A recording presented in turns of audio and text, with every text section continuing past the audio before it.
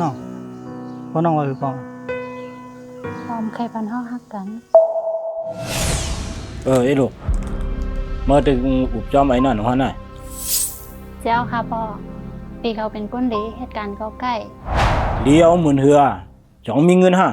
ในจัดป่านในมันตีลุ่มลายลูกไรอยู่ฮะก้อยกาเป็นฮักลูกนะตั้งฮักในมันเลยตัวเด็กมันคำก้อยตอนดาบปอได้เงินคำเนี่ยอายุอย่าเลยเปิ้นหมดพี่ปองใจอยู่พี่มันก้นผานมันกึ่งตานตั้งน้องอย่าว่านั่นแหละเขาฮักกันลูกพี่เขาฮักน้อมจ้า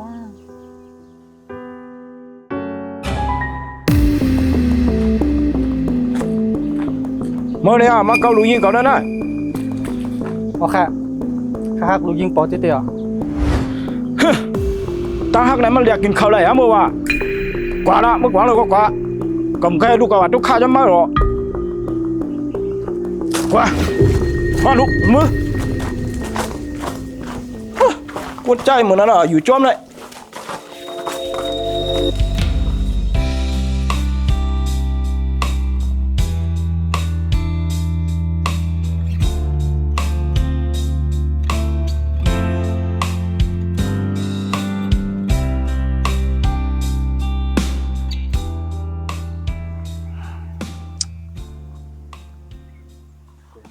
ก็จะเฮ็ดหือเหลี่ยไม่มาหลักปลายอะไรหรือกระป๋องเขียนมานั่นน่ะเขินกันปลายแล้วก็ว่าได้เปิ่นดีเฮ็ดเหรอแม่นานในลูก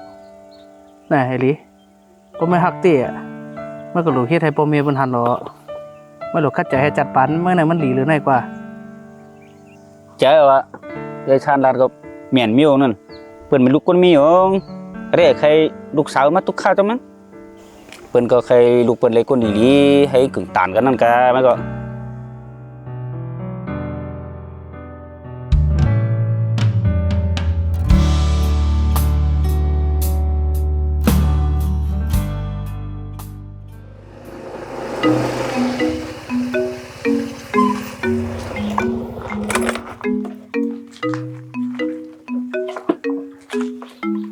วันนั้นปีเดเมื่อก่อนนะน้อง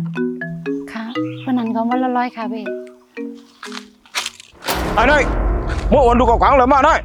ก็ยามรัดมาอย่างหือเมื่ออย่ามาชุกชักย่อมลูกยิงเขาแทงข้าวอ่อนน้องก็กินข้าวมาค่อยค่ะข้ามแล้วน้องก็เฮ็ดลองดิเมื่ออย่ารัดละวันก็กินข้าวในห้าลูกยิงกับว่าโยว่าเลี้ยงมั้งหน้าตาเหมือนเมื่อไหนมีเงินเลี้ยงเบิ้ลพ่อมั่งหลุดละจังขมือเลยเฮ้ยละไว้ปะเฮ้ยมันละ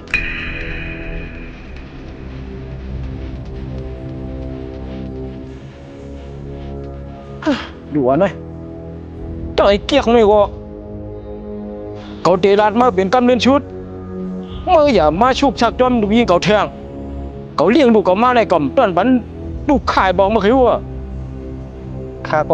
มป้าให้น้องสีนอนเลยตุกข้าครับปนผ่านอย่างเมื่อนี่ฮะเมื่อเอาตัวเมื่อไหร่คือมันรอหล่าใจเหรอใจเมื่ออย่ามาเอาลูกเก่ากับลูกข้าจะมั้งคุยกะข้าหักลุงยิงเตะๆค่ะนะคุยกันตั้งหักแน่มันเฮ็ดอะไรอิ่มเธอเผยก็ลาดเลยอ่ะหักกันวะเนี่ยเขาก็ลาดเลยอ่ะมันคือผู้เมื่อพอลามันกึ่งตานตั้งลูกยิงเขาเมื่อขวางเลยว่าขวางมาอยู่ที่เรา